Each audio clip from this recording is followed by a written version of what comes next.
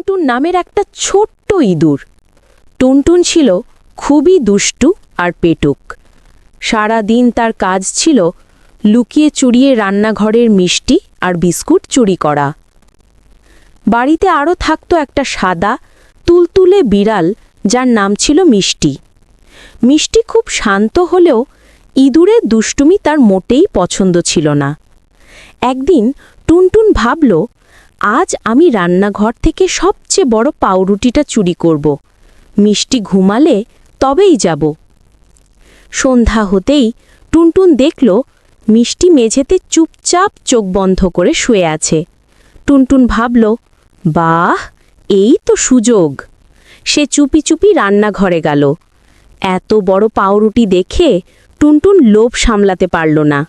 পাউরুটিটার একটা কোণ কামড়ে ধরেই সে সেটা টেনে নিয়ে যেতে শুরু করল।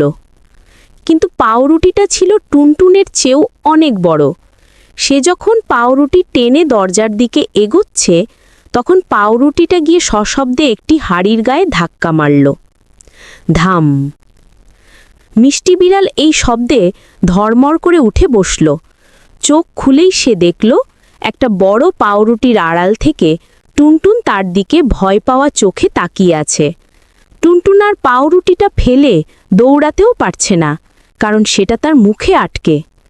মিষ্টি তার নরম মিউ মিউ আওয়াজ বদলে গম্ভীর গলায় বলল, মিউ, টুনটুন, আবার দুষ্টুমি? এত বড় রুটি একা খেলে তো পেট ব্যথা করবে। টুনটুন ভয়ে কাঁপতে কাঁপতে কোনো মতে বলল, ক্ষমা ক্ষমা করে দাও মিষ্টি দিদি, আমি আর করব না। মিষ্টি হেসে বলল, ঠিক আছে, কিন্তু শাস্তি তো পেতে হবে। যাও, এই রুটিটা নিয়ে আর লুকোবে না। যতটুকু খাবে ততটুকুই নেবে, আর বাকিটা আমাকে দাও। আমরা দুজন ভাগ করে খাবো, তবেই না মজা। টুনটুন অবাক হলো। সে ভাবতেই পারেনি মিষ্টি তাকে শাস্তি না দিয়ে ভাগ করে খেতে দেবে। টুনটুন তখন পাউরুটিটা ছেড়ে দিল। মিষ্টি পাউরুটিটা ঠেলে টুনটুনের কাছে নিয়ে এলো এবং তারা দুজন মিলে মজা করে পাউরুটি খেল।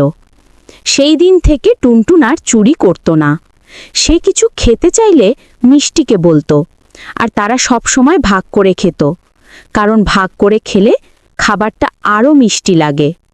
গল্পের শিক্ষা: ভাগ করে খেলে আনন্দ বাড়ে, আর লোভ করে চুরি করলে শাস্তি না পেলেও লজ্জা পেতে হয়।